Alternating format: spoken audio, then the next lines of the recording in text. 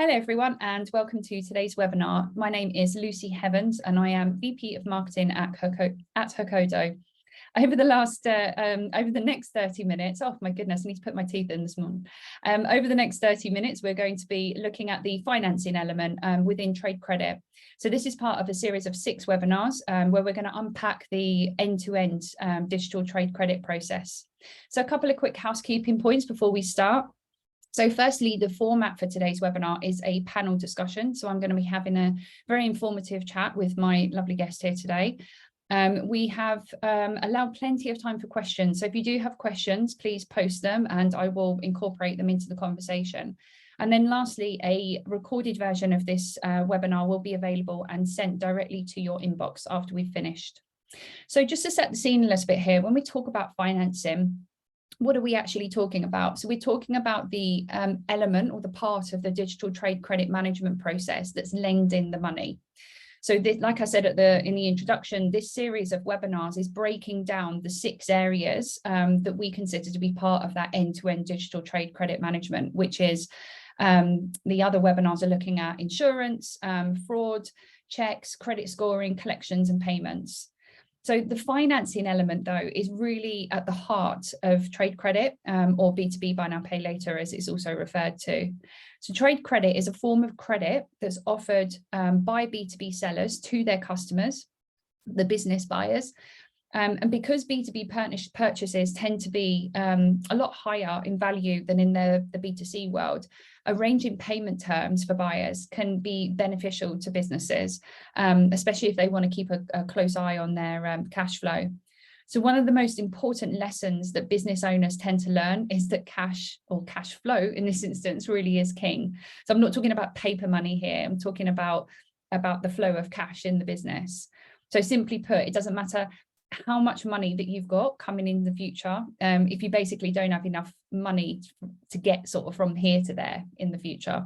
So positive cash flow is really what keeps a company going and increases the company's value. So this is just kind of a little bit of a flavor of what we're going to talk about today. And luckily I have an expert here to help me out. So Sanya, first of all, would you mind introducing yourself, telling us about who you are and what you do? And then what I'd like to do is start off by breaking down what we mean by financing. So what finance solutions are included in that? Yeah, sure. So I'm Sanya, I'm the VP Operations here at Hokodo. Have been with Hokodo for the last 2 years, and prior to that worked in a couple of other fintech businesses. And at Hokodo, I look after our customer operations, so that's supporting our merchants and buyers, as well as payment operations and collections as well.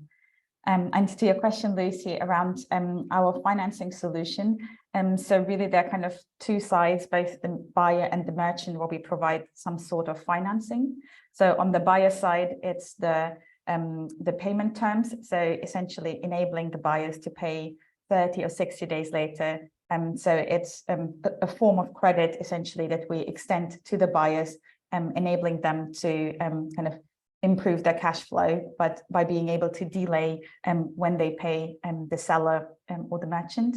And then on the merchant side, we pay out to the merchant before the buyer has actually paid for their order. So usually this happens shortly after the merchant or the seller has fulfilled the goods, and a couple of days later we will pay out the value of that order to the merchant, withholding a fee that we charge for this financing and that we provide to the merchant. So it's really both sides that benefit from a financing and are able in that way to improve their cash flow. Yeah, it's really interesting, the kind of all of the different levels. You know, we talk about B2B buy now, pay later, but it's B2B2B really, isn't it?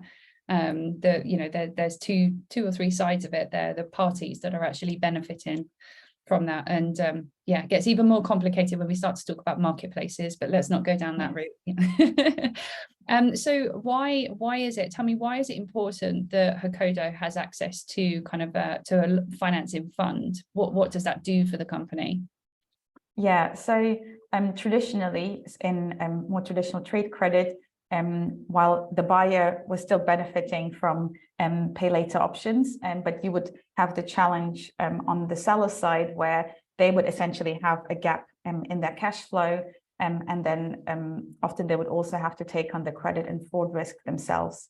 And so the benefit with a solution like Hokodo is that we kind of close that cash flow gap for the merchant or the seller, so that they don't need to wait for the buyer to pay them back, while also offering the payment terms to the buyer.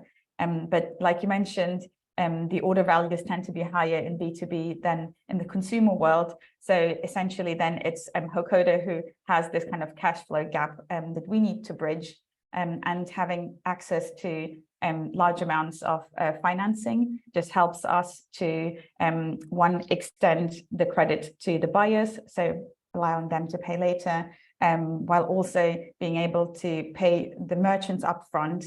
And so through kind of a larger amount of financing that's available to us, we're able to offer as much credit to as many buyers as possible, as well as to work with as many merchants as possible, and also with merchants of larger sizes, so not just small or medium-sized merchants. Yeah, and it's so it's just kind of like outsourcing, like the merchants or the sellers are kind of like outsourcing that sort of the risk and the whole credit facility, I suppose then. Yes, exactly, because they don't have to worry about closing that cash flow gap if they extend payment terms to their buyers, but instead it's Hokodo who takes care of that, and of course we then charge the merchant a fee for taking care of this kind of cash flow gap for them. Yeah, okay, makes sense, thank you. And so we talked earlier about, or you mentioned about one of the financing or the financing solution for the merchants is around kind of the payout. I mean, we say payout, we say that kind of just like simply, but actually there's a lot of complexity that kind of goes on behind the scenes around that payout and what it means and the different schedules. Can you kind of explain how that works? Yes, sure. So the payouts that we make to merchants, so there's a lot of kind of customizable blocks around that. So the very kind of standard vanilla payout is paying out on a weekly basis, and it's usually after the goods have been delivered, and within 4 business days of those goods having been delivered, we make the payout to the merchant to the value of those goods that were fulfilled in the previous week. But there's a lot of customizability for the merchants, so they can choose whether they want to be paid out gross or net. So meaning either we can pay them out net of the fee that we charge the merchant, or we can pay them out the full value of the order and then separately invoice them for the fee that we charge them. So it depends a lot on just what the merchants, usually accounting team, might prefer, what's easier for them to do, their internal reconciliation. And then similarly, we can also vary the schedule of the payouts. So the standard I mentioned is once weekly, but some merchants may prefer to receive their payouts multiple times a week or on certain days. So we work with the merchant usually during the initial kind of contracting phase, as well as during onboarding, to understand what their kind of preferences are, and to make sure that we can accommodate those. And what's the kind of the benefits, I suppose, to the merchant? Like how do they know what kind of payout schedule they need, or like what are the different benefits to the options? Yeah, sure. So it depends a lot on how much or if the merchant requires that cash. So how quickly do they need to have that cash back in the business? So for some merchants, especially maybe larger ones that may have a lot of cash sitting on their balance sheet, they may not actually need this cash urgently. So they might be fine with, receiving a payout once a week. Or we also have some larger merchants where the payout happens just once a month, because it's they'd rather reduce the number of kind of bank transfers that they receive and that they need to reconcile. So they just want one big lump sum at the end of the month. Whereas for small or medium-sized merchants, often they would prefer to get the cash back into their business as quickly as possible. So they may tell us that they prefer to get the payouts multiple times a week. And then, as mentioned, again, depending on their internal workflows and reconciliation capabilities, they may prefer to receive those transfers either gross or net of the fee. And in addition, we also regularly send the so-called statement of accounts to the merchant, where we show them the payout that has been made and which orders the payout was for, so they're able to track exactly and understand what their payout was made up of. Yeah, I was going to say that could get quite complicated, right? If them, having lots of different, when all the payouts, when all the pay-ins are coming, and then obviously the money's being collected, even though it's outsourced, they still need to know what that kind of like flow of funds looks like. So yeah, that's really interesting. So going back to kind of the different sort of financing options, we there's lots of different financing options available for businesses, and I think we actually produced an ebook on this recently, which is around I think it's called The Ultimate Guide to B2B Financing Options or something like that. But there's different types of financing solutions that are available. It's not as kind of straightforward as some people think. But can you kind of talk us through that? I mean, I've heard about kind of buyer loans versus the sort of merchant financing. Can you sort of explain the sort of the benefits and how each of them work? Yeah, sure. So the buyer loan versus kind of merchant financing agreement. So those are essentially just two different types of agreements that we enter into with merchants or marketplaces. The way that the financing works, the actual cash flows is pretty much the same. So the only difference is it's a bit more of a kind of legal nuance. So it depends on whether we're working with the merchant or a marketplace, and whether they are the merchant of record. So usually with a merchant, where they are the ones who sell the goods and issue the invoice to the buyer and deliver the goods, usually they'll be the merchant of record. And in that case, we would enter a so-called merchant financing agreement. But in the case of marketplaces, often the marketplace is kind of the aggregator that connects the sellers with the buyers. And so in those cases, usually they're not the merchant of record. And so for those types of kind of relationships, we would usually enter into a buyer loan agreement. So it's the impact in kind of the real world, it's not noticeable to either the buyers or the merchants, really. So it's more so what the contractual relationship is, what it looks like, and what exactly kind of is in the terms. That's really interesting. And again, kind of, makes you think more about that kind of that outsourcing. There's so much to kind of consider, isn't there? And, having somebody sort of handling that for you. Yeah, it's really interesting. And the complexity around the marketplaces. This is something that we talk about a lot as well, don't we? Because we deal with a lot of marketplaces, but it's not just the B2B to B, even then you've got like another B in there somewhere where you've got so many kind of different levels of that payment flow, I suppose. Yeah, exactly. So I rely a lot on our fantastic head of legal to help kind of understand all those different nuances. Yeah, exactly. So you talked a little bit there about like relying on the head of legal, and then obviously we've got the different kind of elements of like you have under your operations, you have the collections team, and then we have like the fraud. There's all of these different kind of like parts of the puzzle, I suppose, the process that are going on. What would be really great to have a chat about is if somebody was kind of thinking of doing this and sort of setting it up, it's a lot to kind of consider. Which parts of the process in Hokodo in particular are kind of like manual? Which parts have we sort of built some tech around that we sort of automate, or use some clever technology to do? Yeah, that's a good question. So I'd love to say everything is automated, but I'd be lying if I said that.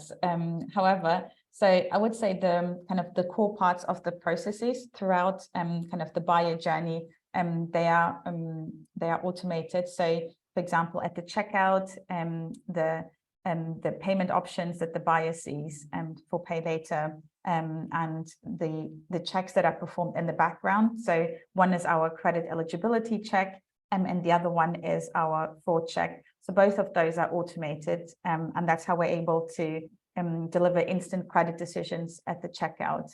Now, there is one nuance to the fraud checks, which is that it may be that a buyer doesn't automatically pass the fraud checks, but that there is our kind of fraud engine isn't 100% sure that this, that is kind of a fraudulent transaction, and that there is a chance that this may be actually a legitimate transaction. There are just a couple of red flags. That's a good thing, right, though? Because I mean, it could potentially be fraud. Yeah, exactly. So it could be fraud, but it could also be a genuine buyer where, there's just some characteristics of the transaction that were flagged by our fraud risk engine. So in that case, we do perform a couple of additional manual checks.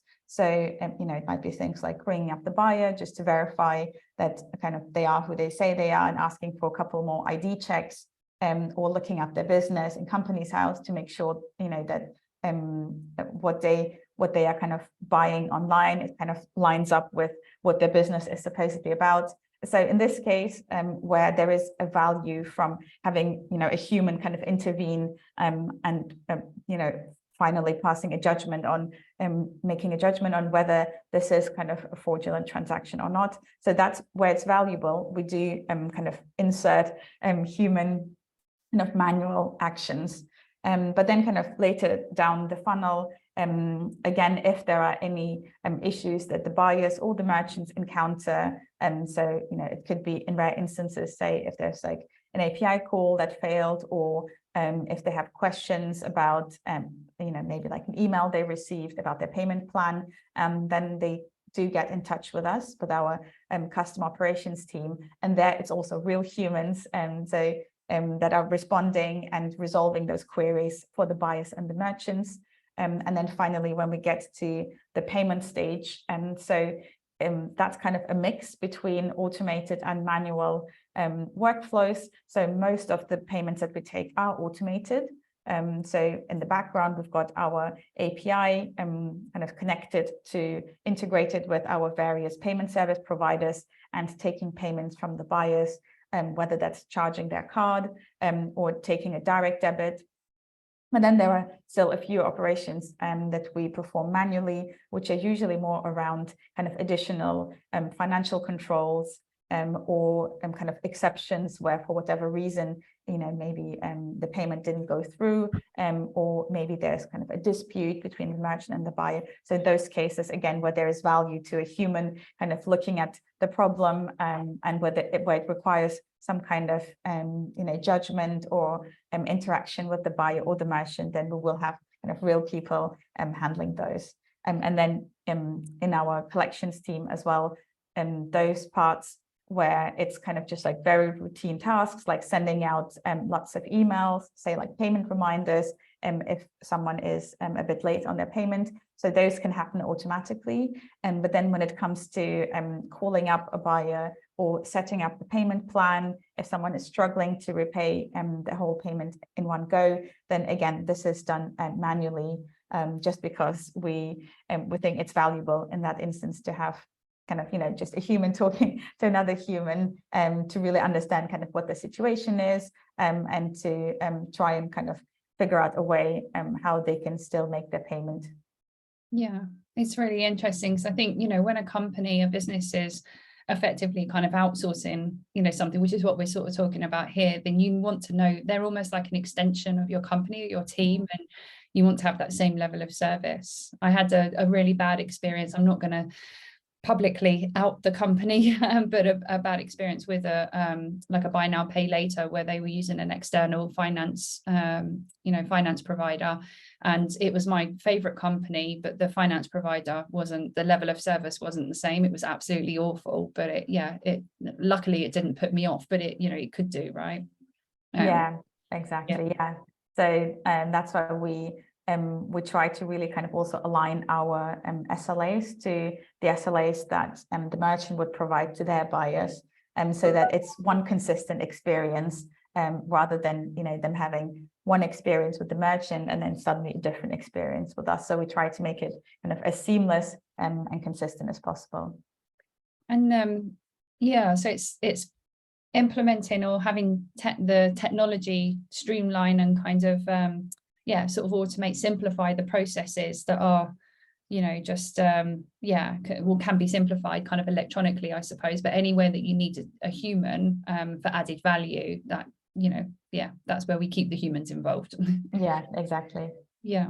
Okay. And then lastly, then I suppose we touched a little bit on it earlier, but I can imagine one of the biggest concerns, maybe, I suppose, in anything when you're kind of outsourcing something or a process, would be that that lack of transparency, or not knowing kind of what the detail, what's going on at any particular time, in the latest status of payments and things. And how do we kind of communicate that back to the merchants and even the buyers as well, to be honest? How are what's the communication of the flow of communication?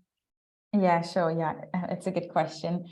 So on the buyer side, we send communication to the buyers whenever at the kind of key moments in their buyer journey. So one is after they've checked out, they've chosen a payment plan, let's say pay later in 30 days with Hokodo, and then they have successfully completed kind of the order. So we will immediately send an email to them just confirming that we have accepted your payment plan. So this is the plan, and this is the payment, this is the order for which the payment plan was created, and this is when the payment is due, and here's how the payment method as a reminder that you've chosen to pay us back, so that they have this they have this information easily at hand in the email inbox. And then later, before the payment is due, 3 days before, we send a reminder to the buyer to let them know, hey, just as a reminder, your payment is due in 3 days, and we're going to charge your card, or we're taking direct debit, or just if they're paying by invoice, so via bank transfer, then just to remind them that the payment is due then. So we'll be expecting to see this payment come into our bank account. So those are kind of the key touch points that we have with the buyer. But then there can always things can happen, or the buyers may have questions about their orders, or again, if they have a dispute with the merchant or anything else, then we also just provide our email address from our customer operations team, who will then just jump onto whatever request comes in from the buyers to help them resolve the issue, or to provide them with the information that they require. And then on the merchant side, so we have a few documentations that we send to the merchants. So for example, the statement of accounts, but the primary way that we exchange information with the merchant is via our API. So once the merchant is integrated with us, then they can see on their side everything that happens to their orders. So and all the payments that are due, payouts that we've made to them, and which orders those payouts were for. So the merchant is able to track everything related to the orders where Hokodo payment plan was chosen on their side. But then again, if they have any questions or any issues come up, then equally they can easily get in touch with us. And then our customer operations team also handles any requests that come in or any questions, and make sure that those are resolved very quickly. Yeah, fantastic. And you mentioned about the kind of like having a dashboard as well for the merchants, showing all of the kind of the pay-ins and the payouts. Is that right? Yes, correct. So we also have a merchant dashboard that merchants can use if they just want to have an easy overview of all the payments that were made, or the payouts that they receive, or any information about the orders for which the buyers chose a Hokodo payment plan. So they can use both the merchant, which is more of a kind of which is more of a graphical user interface, so where you can kind of log in and kind of click around, but they can also use the API, if they prefer to access, more data. That's great. Thank you. I have one more question I want to squeeze in with you, actually, because I'm interested in something you said earlier about, you made a really, really good statement, which is, all of these financing options kind of sit in the middle, I suppose, but it's kind of more of a, a contract sort of regulatory concern. I suppose it's great that there are providers like Hokodo to deal with, but actually on the face of it, all the buyer sees is, I want to have the ability to pay for something when I want to pay for something, right? But that's another kind of element to financing options, right? Is from the buyers through the lens of the buyer. So what financing options are available to them? And what I mean by that is, how can they pay? Can they pay in 30 days? Can they pay at the end of the month? Can they pay in installments? Like, how does that work? Yeah, sure. Yeah. So the answer is all of the above. Hokodo, so we provide payment in 30, 60 days. With some merchants, we even offer pay in 90 days, as well as pay in 30 days end of month, or in 60 days end of the month. There are also kind of future payment or installment type of solutions in the works. What we offer depends a lot on kind of what the demand is from the buyers. So we're constantly speaking to the merchants to understand what kind of payment terms would be beneficial to their buyers. So usually the merchants have the best insight into what their buyers expect, or what their buyers are asking for. And so we use that feedback to also inform what kind of additional payment terms we develop on our side. Yeah, fantastic. Because sometimes you don't know. I always tell that story of, somebody asked me to describe the car that my dream car that I want. I would always describe what's on the driveway, because I don't know what's possible. So, having that kind of open flow of conversations with the buyers who understand really how, the flow of payments, I suppose, can support their businesses in certain ways. And that's really important for us to get that feedback, isn't it? Yeah, exactly. And it can also differ quite a lot by industry and kind of business type. So yeah, there are lots of kind of factors that influence what kind of payment terms buyers want, and what kind of payment terms as a result then we agree on with the merchant. Exactly. Yeah. Leave it to the experts. I wouldn't try and fix my own oven if it broke, because I've got no idea. So leave it to the experts. Cool. That's brilliant. Thank you so much for that, Sanya. It was really super interesting. Yeah, we'll wrap up now, but thank you to the audience for watching. If you have any questions, then please do reach out to Sanya or myself, or via our company website. Yeah. Thank you, Sanya. Enjoy the rest of your day. Thank you. Thanks. Bye.